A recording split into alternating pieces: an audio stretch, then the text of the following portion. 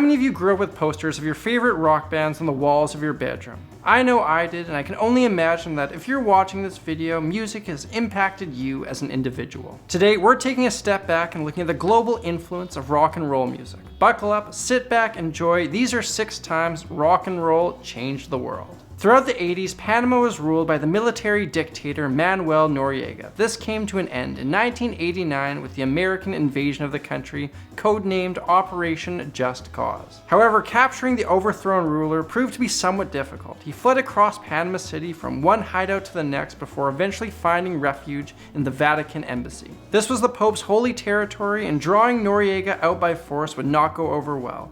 Instead, the Americans resorted to musical warfare. Songs like Refugee by Tom Petty, No Particular Place to Go by Chuck Berry, and Wanted Dead or Alive by Bon Jovi were blasted against the building's walls by massive speakers. Noriega, who preferred the more delicate sounds of opera, was worn down by the music within 10 days and surrendered. Sometimes it pays to drop beats instead of bombs. Moving on, throughout the years, there's been an incredible amount of money and awareness raised for charitable causes via rock concerts. Perhaps the most iconic was Live Aid, raising £150 million for famine relief, and was watched by 1.9 billion people live on TV. After the success of the 1984 charity single, Do They Know It's Christmas, organizer and musician Bob Geldof set out to raise more funding by putting on a massive dual-venue concert. In 1985, 2 simultaneous events were held at Wembley Stadium in London and John F. Kennedy Stadium in Philadelphia. They were broadcast live around the world and dubbed Live Aid. The lineup featured the biggest acts of the time, including Dire Straits, David Bowie, Queen, Madonna, Sting, Phil Collins, a reunited Led Zeppelin, and many more. There's been criticism and controversy about how the money was spent, as well as a number of other things surrounding the concert, but either way, Live Aid showed the world the power of music. Not all the impacts of rock have been positive, and the next event on our list is known as one of the darker moments in the music's history. The 1969 concert at the Altamont Speedway is often considered the death of the 60s peace and love movement.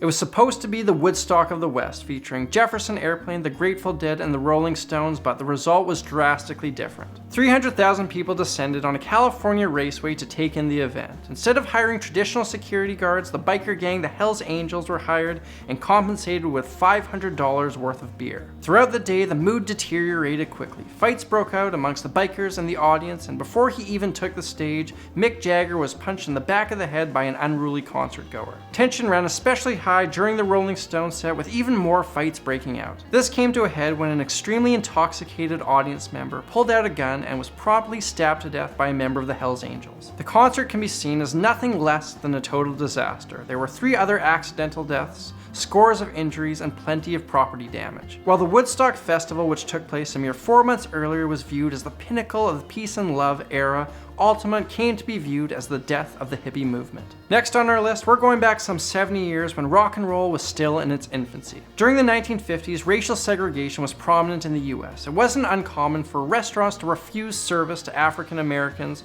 or for there to be select seating on buses for black people. The same segregation could be found in music. Big band orchestras led by white performers were marketed to a white audience, whereas rhythm and blues records were marketed to a black audience. However, these so-called race records by artists like Chuck Berry and Fats Domino found an unlikely audience in the white teenagers of the time. The music began to break down racial barriers as fans both black and white would attend the same concert venues and listen to the same radio stations. Before long, white artists like Buddy Holly were playing traditionally black venues and vice versa. The sound of rock and roll can be seen as the mixing of 2 cultures, the black rhythm and blues meets the white country and western. The record labels and radio stations saw dollar signs, and to cater to this new mixed audience, they started promoting both white and black artists. Rock and roll swept across the nation, and many claim it helped usher in the civil rights movement. Meanwhile, on the other side of the globe, in what was then the Soviet Union, another social change was influenced by rock and roll. As Cold War tensions rose after World War II, the USSR placed a ban on imported Western music. However, this wouldn't stop the teenagers of the time from obtaining records by artists like the Beatles, Chubby Checker, and Elvis. The hip youngsters of the country, called the Still Yoggi, would smuggle in bootlegged albums and spread them throughout their communities. Since vinyl was hard to come by, the homemade records were printed on old x-rays and often had images of bones on them, hence the name Bone Records or Ribs. The introduction of Western culture into the Iron Curtain can be seen as one of the factors that aided in the fall of communism. Sergei Zuk, an American professor born in the USSR, had this to say: "I would argue that rock music per se did not destroy socialism, but the values and cultural practices related to obtaining this music contributed to the end of it." Fast forward to 1988 for the final event on our list. Germany's capital is still separated into East and West by the Berlin Wall. Rock and roll and Western culture had infiltrated the communist East despite the government's best effort, and serious civil unrest was brewing. In an attempt to alleviate some of the pressure, the world's biggest superstar, Bruce Springsteen, was booked to play a show east of the wall. The audience, who was sick of being trapped inside East Berlin, showed up in droves. The attendance was estimated at 300,000 people, with millions more tuning in on TV. The boss played 32 songs over the course of 4 hours, igniting the audience with his impassioned performance. The climax being when, in broken German, Bruce told the crowd, "I'm not here for any government. I've come to play rock and roll for you in the hope that one day all the barriers will be torn down." He then proceeded to count in the Bob Dylan tune, Chime of Freedom. Perhaps it was his working class image or the fact that he played for free, but something about this show resonated with the youth of East Berlin. One concert goer recalled, "There was this underlying sentiment in the crowd that night that people didn't want to live behind a wall anymore.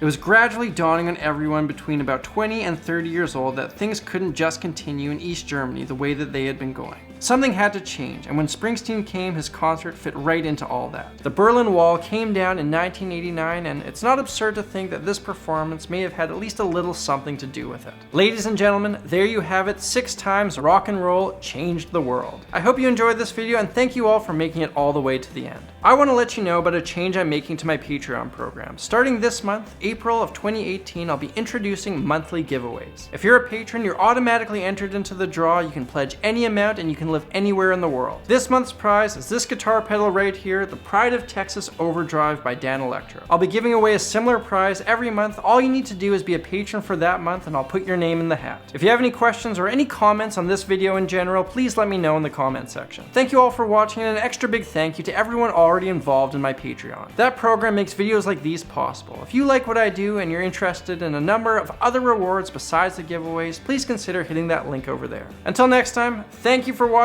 I'm Samurai Guitarist, and I will see you again soon.